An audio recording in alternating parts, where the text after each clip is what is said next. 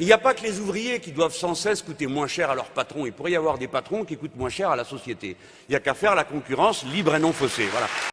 Nous allons instaurer le cercle vertueux du partage. Nous sommes les partageux. Voilà. Alors, mesdames et messieurs les puissants, comptez les jours.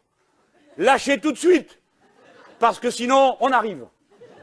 Et ce que vous n'aurez pas donné de bon gré, vous devrez le lâcher de force, par la loi. La loi qui dira, dorénavant en France, il y a un salaire maximum.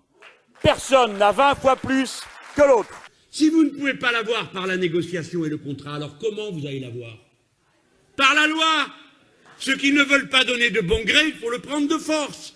Qu'est-ce que la force dans un pays civilisé et démocratique? La force de la loi. On dit, mais qu'est-ce que vous dites, monsieur Mélenchon? Vous voulez tout prendre avec le salaire maximum, le revenu maximum. Qu'est-ce que vous dites à ceux qui menaceront de s'en aller? Je leur dis au revoir. Qu'est-ce que vous voulez que je leur dise? Au revoir. Il y en a d'autres. Souriez, monsieur. Il y en a d'autres qui ont souri. Vous m'inquiétez, je me dis où je vais partir. Mince, si vous partez, vous ne reviendrez pas.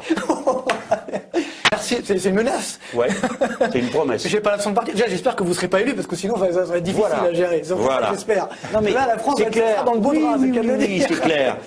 On a déjà connu ça en 1789, ils partaient tous. L'économie, c'est de la plomberie, ça fait circuler une masse de richesse produire. Il faut d'abord la produire. Vos bouts de papier produiront jamais rien. Les travailleurs, les salariés, les ouvriers, les employés, ils produisent quelque chose. La France est invidable. Par contre, ce qu'on peut faire, c'est diminuer le nombre de parasites. Voilà, ça oui, et moi je compte le faire. La question n'est pas, me semble-t-il aujourd'hui, la priorité d'empêcher les gens d'arriver, que de se demander pourquoi ils partent. Parce que vous avez l'air de croire que émigrer, c'est une partie de plaisir, mais pas du tout. C'est s'arracher à son village, c'est s'arracher à sa ville. Qui s'en va? Les plus courageux, les plus diplômés, et cela manque à leur propre pays. Qui est responsable de ça? Nous, l'Europe, avec les partenariats économiques qui obligent ces pays à ouvrir leurs frontières, nous les inondons de produits qu'ils étaient capables de faire eux-mêmes, nous substituons nos produits aux leurs, on y met du blé, on y met à la place du sorgho, on tue les agricultures vivrières. Donc le vrai défi de civilisation, c'est d'arrêter de déménager le monde et d'essayer de comprendre qu'une planification écologique est nécessaire dans tous ces pays. Et donc, ces pays ont besoin de leurs intellectuels, de leurs bras, de ceux qui sont les plus courageux. Arrêtez de mépriser les gens comme ça et de croire qu'ils se précipitent après avoir eu des discussions au bled pour savoir quel est le code social qui est le plus favorable. De ces malheureux Roms, même question. Posons-nous la question de savoir pourquoi ils sont tout le temps sur la route.